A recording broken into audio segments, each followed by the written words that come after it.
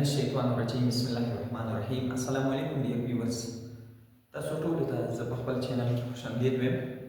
څنګه چې تاسو ته معلومه ده موږ د کلاس 9 بایولوژي شروع کړله، چپټر نمبر 7 دی او بایو انرژیټکس دی. په دې سلسله کې څه لیکچر اپلوډ شو دي، خو نن چې کومه ټاپک زموږ دی نو هغه دی ډارک ریاکشن.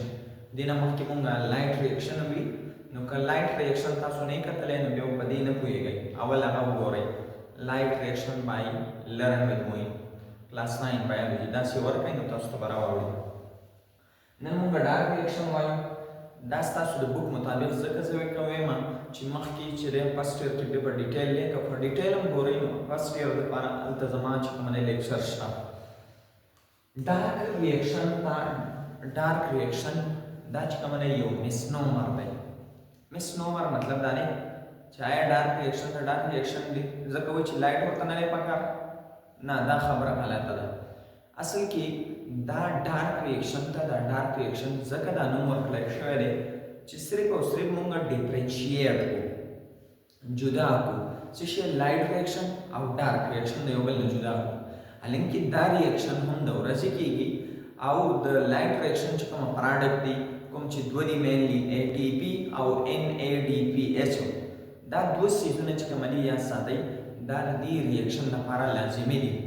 نو که هغه و یعنی لایټ و نو ډارک ریاکشن به کېږي، او که لایټ نه و نو بیا به ډارک ریاکشن نه کېږي. بهرحال زه ریاکشن سایډ ته په دې کې چې کومه مین پوینټس دي نو هغه شیر کوم ستاسو سره. ډارک ریاکشن چې کومه دی دې ته به وایي میلوین کیلوین یا C3 سایکل ورته وایي. درې نومونه شو، ډارک ریاکشن، بل میلوین کیلوین سایکل یا C3 سایکل. اوس دې په وایي کړئ میلوین کیلوین ورته ولې وایي؟ ځکه چې دا ریاکشن چې دی دا په فرسټ ټایم باندې کوم ساینټسټ چې دا ډسکس کړی دی نو د هغې نوم و میلوین کیلوین. دې ته C3 سایکل ولې وایي؟ ځکه چې کله دا ریاکشن کېږي نو په دې کې چې اولنی کومه پراډکټس راځېږي د هغې نوم دی فاسفوګلیسریک اسیډ او هغې کې 3 کاربن دي نو ځکه ورته وایي C3 سایکل. بل دې ته لایټ انډیپینډنټ ریاکشن وایي، ځکه چې دې ډیپینډ نه کوي په لایټ باندې او دې په کوم ځای کې کېږي نو کلوروپلاست کې، او په کلوروپلاست کې بیا په یو ځای کې هغې نوم دی سټروما. په دې کې به څه چل کېږي؟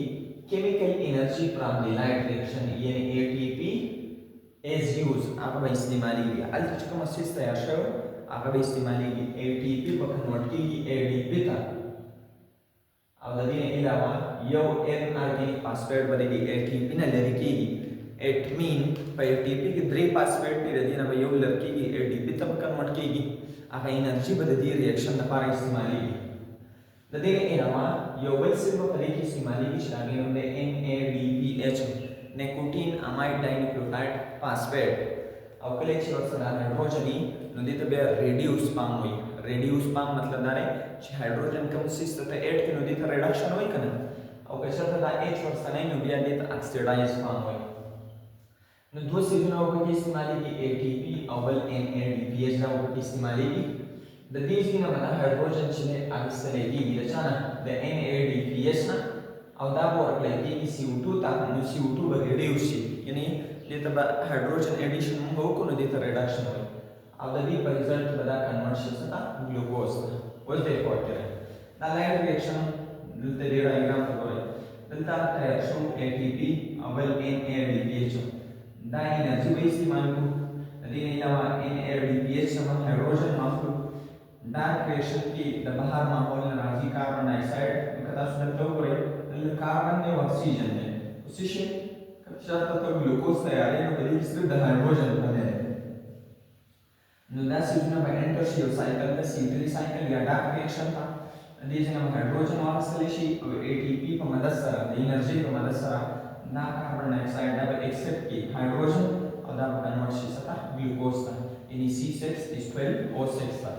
اوس دا چې کومه ریاکشن ما لیکلی دی دا د بوک نه آوټ دی. ستاسو د بوک چې کومه ډایګرام دی نو هغه زموږ دلته لاندې ما ډرا کړی دی، خو یاد ساتئ دا چې کومه سیل دی دا میزوفیل سیل دی، او میزوفیل سیل کې کلوروپلاست او په کلوروپلاست کې بیا دا چې کومه ایریا ده دا دی د C3 سایکل ده، دا سټروما ده، او دا لایټ ریاکشن چې په کوم ځای کې کېږي نو د هغې نوم دی تایلاکایډ ممبرین. اوس زموږ بوک ډایګرام یو سایډ کې ریاکټنټ ورکړی ATP دی، NADPH دی او CO2 دی. دا سیزونه چې دي da bei enter की चाहते dark reaction था और देख साइड प्रोडक्ट सासी na ADP obadashi ADP था और सारा inorganic phosphate बचने तो सारा और सारा रिलीशी NADPH पर NADP तक कन्वर्शन देना हाइड्रोजन वाला सेलेशी अब अच्छा कवर पे शी कार्बन डाइऑक्साइड का नो देखिए हाइड्रोजन था मेरे इसके लिए देता हाइड्रोजन मिला उसका conversion glucose Nundahu oral bas pasamani dark reaction mani inshallah dena pasikama lecture we ani ke omle limiting factor wal so see you in the next lecture thanks for watching wassalam